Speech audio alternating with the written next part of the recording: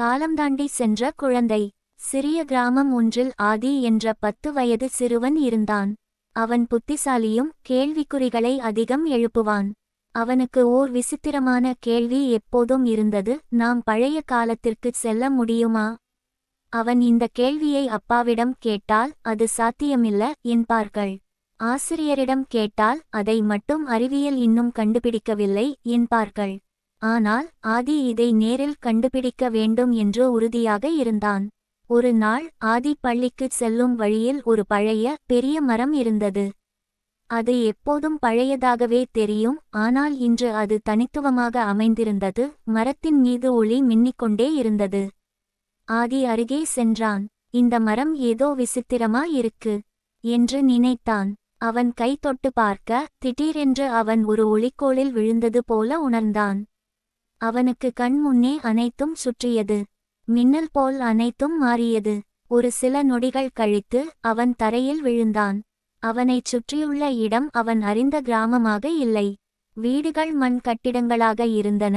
மக்கள் பழைய உடைகள் அணிந்திருந்தனர் மற்றும் எங்கும் எரிகிற விளக்குகள் மட்டுமே இருந்தன. நான் என்ன செய்யறேன் இங்க என்று ஆதி குழம்பினான். அவன் சுற்றி பார்த்து ஒரு சிறுவனை பார்த்தான். நீ யார் என்று அந்த சிறுவன் கேட்டான்.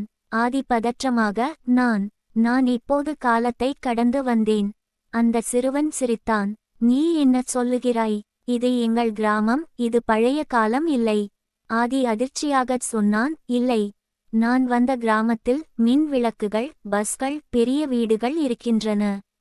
அந்த சிறுவன் ஆச்சரியப்பட்டான். அது எப்படி இருக்க முடியும்?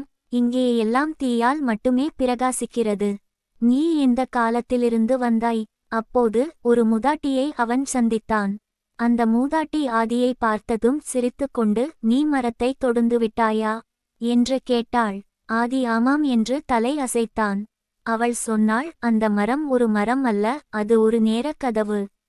அதை சிலர் மட்டுமே திறக்க முடியும். நீ செல்வது எப்போது?